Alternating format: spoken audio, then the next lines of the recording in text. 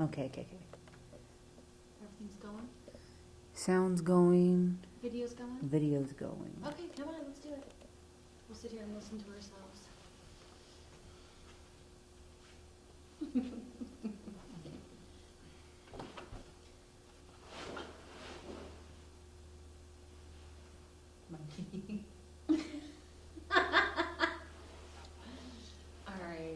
All right.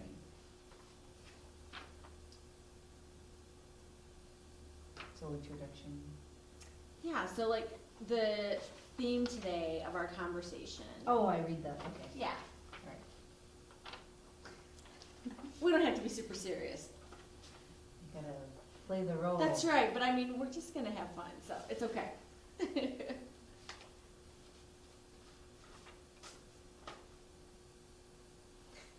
Marissa wants to be really serious. She doesn't know in art ed we're not that serious. Okay. Okay. So we know what we're doing. Okay.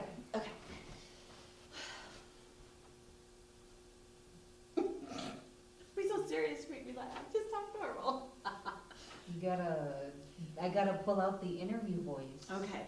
The radio voice. Okay, the radio voice. Radio voice. Okay. Counterstorytelling, bringing other voices to the classroom. Good morning, Melissa. Good morning, Marissa.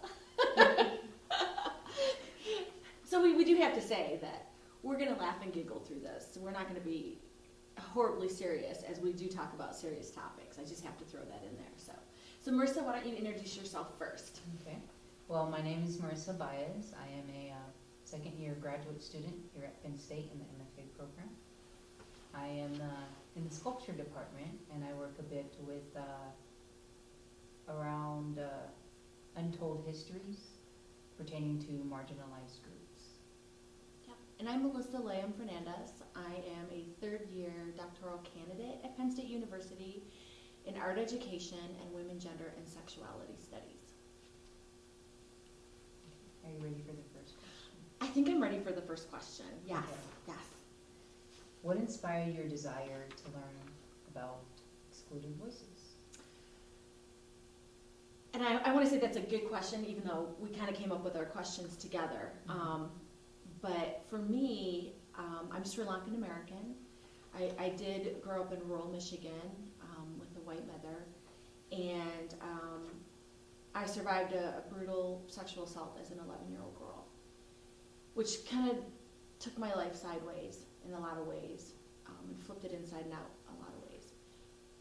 What happened later is I realized as an art person that I wasn't really learning about women. I wasn't really learning about girls. And the first time that really came to my mind was when I was as an undergraduate student, which I think we talked about earlier. And I think I was a junior or a senior before I really had one course that Christine Waters taught at U of M in Flint that was all women. It was all women artists, the whole course, and it was really amazing. And you'd mentioned to me that, tell me your experience was a little bit similar to that.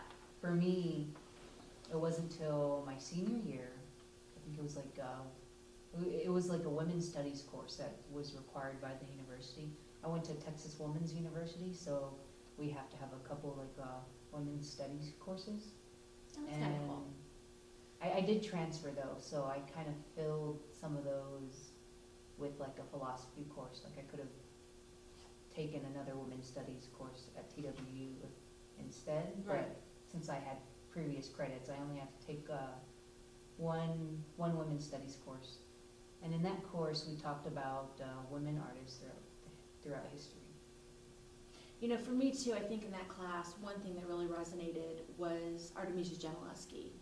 And she really resonated with me because she'd been raped and then was attempted to be forced to like marry her rapist. And, you know, that's a whole other story you can look up on your own if you do not know who Artemisia Gentileschi is. But the Detroit Institute of Arts actually has one of her paintings, which is one of my favorite paintings because she is this younger woman. She's very curvy, which I like. And she's like chopping the head off Holofernes. And I'm just like, chop his head off with that sword. You know, she's kind of getting her vengeance. But to me, it was kind of like the first time I really saw acts of violence in women's work where they had experienced sexual assault. Mhm.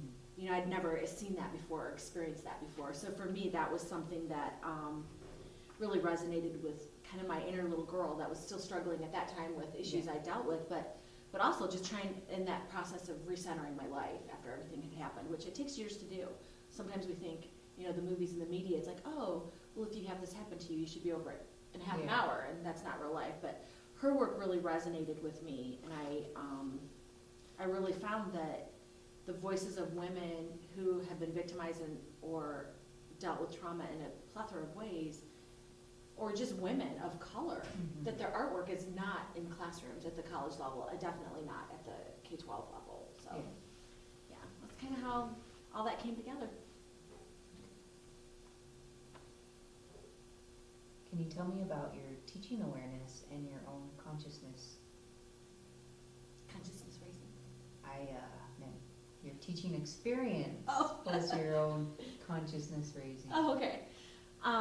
So I taught at the Flint Institute of Arts while I was an undergraduate. I taught courses for the deaf and disabled.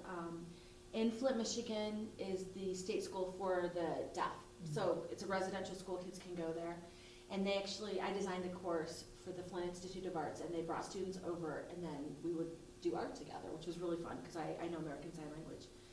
And then I graduated from college, and I taught at a wealthy rural school in Michigan, a charter school that was very wealthy and very well supplied, but very privileged, and very mired in white privilege, and very mired in, we're only going to teach, even though I could kind of do whatever I wanted, the expectation was there that you teach Western white men, and that's it.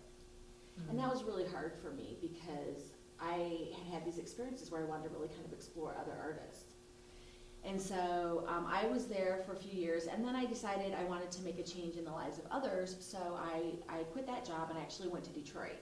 And I taught for a year in Detroit, and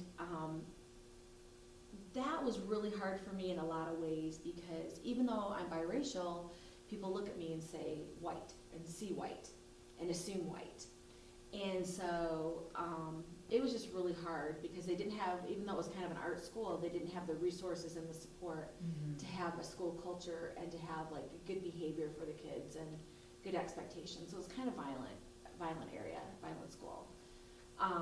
And so at that time I thought, I'm kind of burnt out with teaching. You know, I'm not going to do this ever again. My husband wasn't really happy to hear that, of course, as we, you know, have children to raise and all that kind of stuff. But he was really good. He's very supportive and kind, and he just like let me have that time to myself to just kind of regroup because he knew I was really burnt out. And so he asked me, he's like, well, why don't you just see if there's anything out there to get your attention? And there was actually a position open in Flint, and so my parents lived in Flint at the time, and he's like, you know, if there's a winter storm or there's anything going on, you can stay with your parents. You know, if anything happens, you know, my parents are 5 minutes away. Yeah. And so I went in and applied for the position, and they wanted a teacher for the alternative ed, which was the worst position in the district, well, from their perspective. And then and the other was from like the academy at the south end of town, and that was like the best. That was like the best school with all the resources. And so I decided going in with my eyes open that I wanted to work in alternative ed. I wanted to go and make a difference in these kids' lives and show them how creativity and creativeness can really kind of impact their lives. Yeah. And so I went in, and it was really interesting because I went in mid-year, and students were really angry. They were really angry about a lot of things. I mean, they're alternative ed, so what that means is many of them had been kicked out of every other program for either behavior, social, or cognitive disabilities. It was a dumping ground for kids who are considered special ed. It's where everybody went if they had any legal issues. So I had kids come in and they had ankle monitors. You know, hey Fernandez, I got my bling, and I'm like, this is not something to be happy about, my dear. You know, and so we would talk about it.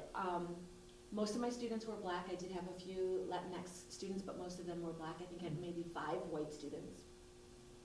And so I had kind of grown up in the era of DBAE, discipline-based art education. And I was kind of a product of that era with my undergraduate studies. And so I knew that the Western dead white men, right? I knew that, that's what I studied. But when I talked to these kids, I'm like, what do you think about this? And they were really shocked. Mhm. First of all, that I would ask them what to teach them. But then I just kind of threw everything out because it's really irrelevant to their lives. Yeah. I mean, I've got young moms, I've got young men that are in and out of incarceration. They're just trying to get grounded. And their stories weren't being told. And they had some very powerful stories. So for me, I asked them, what can we do? And we started studying artists like Kehinde Wiley, who's from privilege, but African American. I mean, he wasn't a poor person or anything of that nature, but and he graduated from Harvard. So I wanted these kids to see that there are incredible, successful Black artists. We talked about Elizabeth Keckley, who was a slave for 30 years, but then was 4 years in the White House, is Mary Todd Lincoln's exclusive dressmaker. Oh. Yeah, and I thought, this will be really cool. Like I can teach them how to sew, like fix a button or fix a seam, and a little bit of life skills thrown in there just for fun. And I designed this whole section on fashion design because they're teenagers, right? I'm thinking they're gonna like clothes. They wanted to sew. They were excited about Elizabeth Keckley, but I think some of them were just mentally freaking out thinking I wanted them to sew clothes when I just wanted them to draw and design clothes, and they didn't want anything to do with that. But they wanted to sew. And so I said, okay, well, what can we do? And we talked about it. Well, that's how the Ugly Doll project was designed. And so if you can go to my website, it's elephantworkstudio.com, and you can go to teacher and student helps, and you can kind of see some of the dolls that the kids designed and made, and they're all from hand, like they're all hand sewn, they're all from scratch. But I think letting them have a voice in their own education was empowering for them. And it wasn't, and empowering is really kind of a problematic word for me because it really let them see that they have the power. I just kind of turned the light on and reminded them that they had the power. And they did some really amazing things. Trying to think of what else. One thing I did come across that kind of goes back to your question is my unconsciousness raising kind of started when I was in college, of being aware of who's excluded. But when I taught in Flint, and I went through this horrible water crisis, which is ongoing, there's still not clean water in Flint, and I went through all that with my students, and we were all lead poisoned, and our families were lead poisoned. Yeah, it was bad. And there wasn't money for water, it was just horrible. And then, it's like we were the sexy topic because people showed up out of nowhere to donate, like rock stars and people that had no connection to Flint, and people that wanted to do good things. But the reality is they all went away. Yeah. And these kids are still dealing with the same kind of problems. And so, for me, it was trying to help them to just get their light on, to know they can do anything they want to do. Yeah. That they can just become whoever they want to become regardless of their circumstances. That they have this amazingness inside of them. And, we talked about those kinds of things, and when I wanted to create curriculum for them and to do projects for them, I realized there are little to no resources out there to do that. Yeah. When you look at textbooks at the college level like Hanson's, good luck finding 25 women. There's not that many women in there. And there are all kinds of excuses and reasons of why women are excluded, but for me, even looking for African American artists, just to tie to my students, good luck finding art sources, contemporary textbooks that have a plethora of those artists in there, and there are a lot of African American artists. I did my own work. So I did my own research on my time. I gave up time with my family and with what I wanted to do in life, and I looked for those things for these students because they needed it. And I found artists from the earliest years of our country to contemporary artists today. And one of the things that kind of inspired me was a poster I found on Pinterest, and it was called The Art Masters. And it really made me angry. It was inspiring and made me angry at the same time. Because there was one woman, Georgia O'Keeffe was represented. There was one Spanish name, and I didn't know the artist. I don't know if he's a Latinx or if he's from Spain. I don't know who he's from, where he's from. And then there was one male artist that I knew was gay, Keith Haring. And then the rest were Western white men. And so that was really kind of tells, how this is what teachers are dealing with. So I took that poster and I made my own poster. And if you want a copy of it, I will send you a copy of it for free and you can use it. But I made the Black Masters. So it's all African American women and men. It's a very long vertical poster. So that I could take that in and let my kids see. They're amazing artists that are of African descent that you can study and learn about. And for me, I think it's important that teachers do that work themselves because you're able to really see what's missing. Yeah. And how exclusionary the voices have been, like how people are kept out. So, yeah, and then also with the movement going on right now, a lot of the anti-racism books are very popular, and then if they do their own research, then they're helping, promote anti-racism. Yeah. And even with Black Lives Matter, which I'm totally a supporter of, I think it's really important that we realize that in this country, in the United States, that Asian American lives have not mattered, that Native American lives and Indigenous people's lives have not mattered, that people of Spanish and Latinx descent, Spanish-speaking communities have not mattered. And even though Black lives have not mattered as well, and that's like a huge area in our country right now, I think it's really important to remember that other lives have not mattered just as much.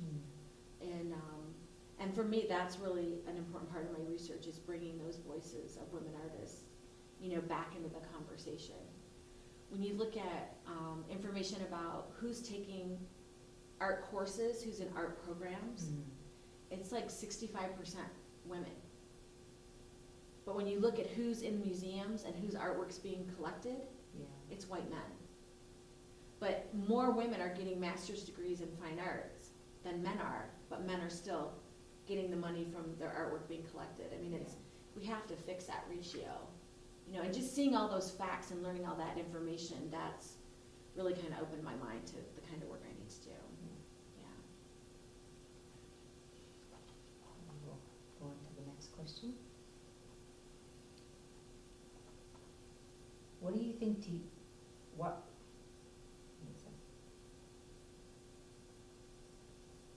why do you think teachers should avoid collective database work to share or talk about artists or artist women of color? Well, I think one of the first things that comes to my mind is it removes the opportunity for personal growth. And to me, personal growth is kind of paramount. Like that is going to be the thing that sparks a person to become an advocate and to either work within the system or be someone who works outside of the system for change. And I think too that it's really easy to do a tokenistic act of, well, I found out about this one artist and here it is, I made my contribution for change, I'm all done. I think it really kind of opens the door for that kind of activity.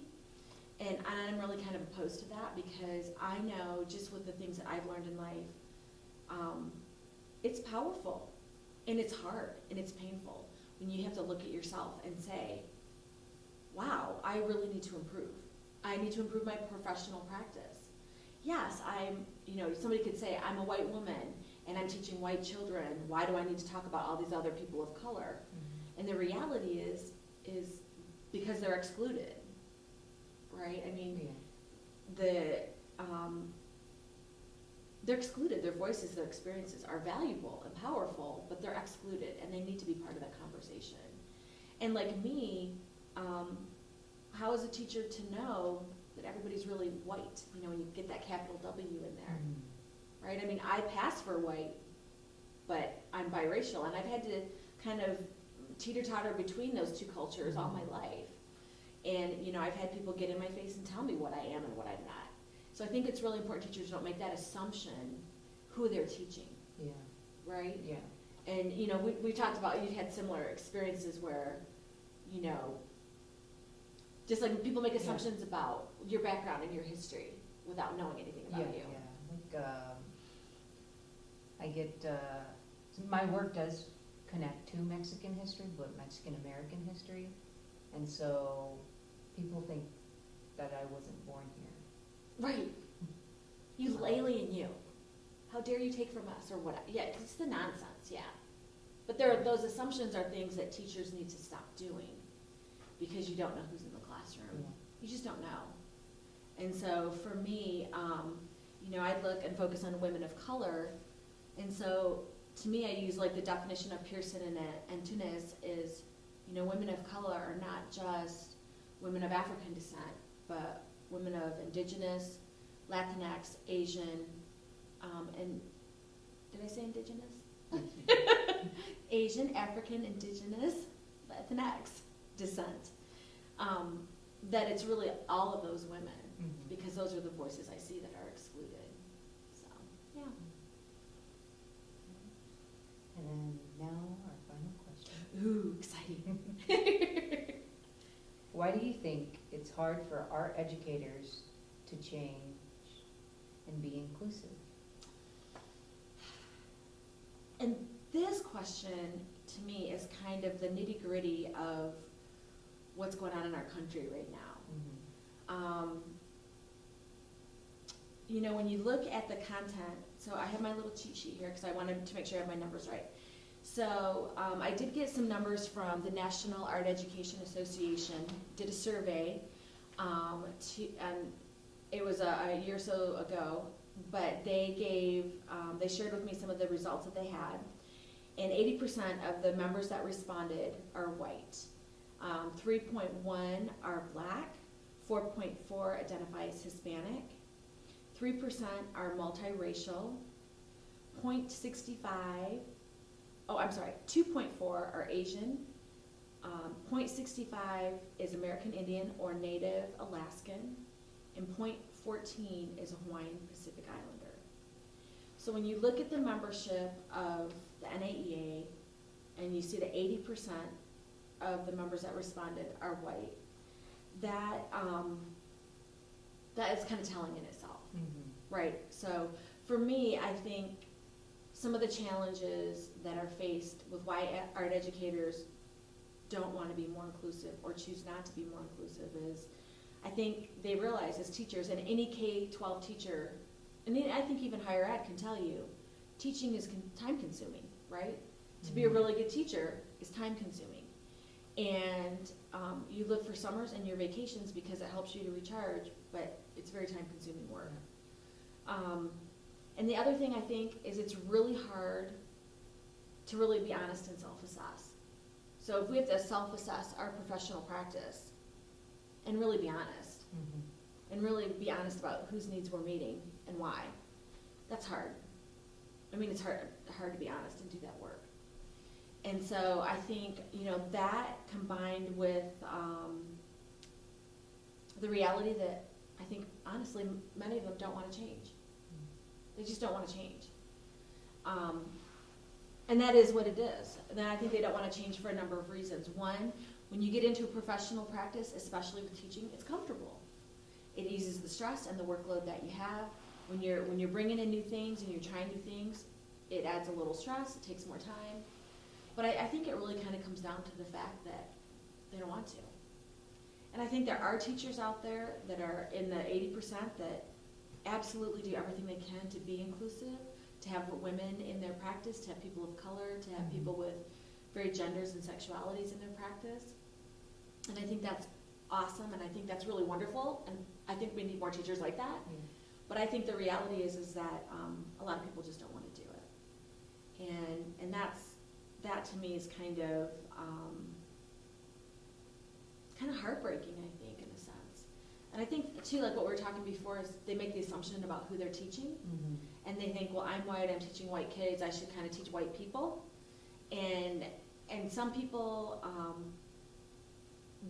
You know, how beneficial would it be? I mean, like, how amazing would it be if every art teacher in the United States taught just women of color for 1 year? It would be very motivating. In what way? Well, for students, I guess for like female students, it would be pretty empowering. Yeah, for And- girls? Like little Yeah. girls? I think about a 5th grader who's learning about somebody who looks like her, Yeah, you know, or whose family history is like this artist. yeah. I mean, I just think that would be so amazing. And I think it would just shake up what we do as art educators. And for me, you know, I think we do have to make a change. We do have to do more, and we do have to add people, women, back into the conversations about who's excluded. And I think it's really good. You know, one thing about doing the work for yourself is it gives you an opportunity to really kind of learn the history of where you live Mm-hmm. and what happened there and what amazing women did there historically, in and out of creative fields. But like, what did women do there? And talk about those women in creative ways. And yeah. So yeah, I don't really know what else to say. That was the last question. So, you know, for me, I'm just like, I mean, why do you think it's important to bring the stories of women and women of color back into art and art education? Well, since my work does hold a connection to history, if you don't do these things, you can see certain issues repeating. Right? Like with the border situation right now. Right. Early, is it 1900s, around that time? I can't remember the exact year, but it was during the eugenics movement. At the border, they had, for Mexicans to get into Texas, they created these like chambers where they made them take kerosene baths. Ooh. They I can't remember the name of the chemical, but it was used in the concentration camps in Germany. Mm. And they would put their clothes in that, and then they'd give their clothes back, and then later on they would pour powder on like the men workers, which was a very toxic, a toxic pesticide. Oh my gosh. And so they would put it on their skin and make them rub it all over, because I think it was the mayor at the time, near that area of the border, they were really worried about a disease related to lice, and they wanted to prevent lice coming into the country. And see, so- don't you think that's a huge assumption? That people that are poor or in developing countries are covered in lice? Yeah. Right, that's the assumption, that you can't be poor and clean. Yeah, That only somebody who's rich can be clean and bug-free, yeah. which is not true. Like, anybody can get lice. Yeah. Just examining like past border issues, you can compare it to current issues going on, like with the hysterectomies. I think that happened during the eugenics movement, happening again. And so that's why it's important to know about these women artists, to prevent further issues of, Repetition. yeah. It's just repetition of naughty behavior. Mean, petty behavior. Yeah. Yeah. Well, I just want to say thank you to everybody for joining us today. I hope our conversation was illuminating to you, and I hope you have some ideas about how you can build your own consciousness, how you can bring people of color into your artistic practice as an educator. If you have any questions for me, you're more than welcome to email me at mjl59@psu.edu. And if you want to see any of my work that I've done with students in the past, you're more than welcome to go to my website That is elephantworkstudio.com.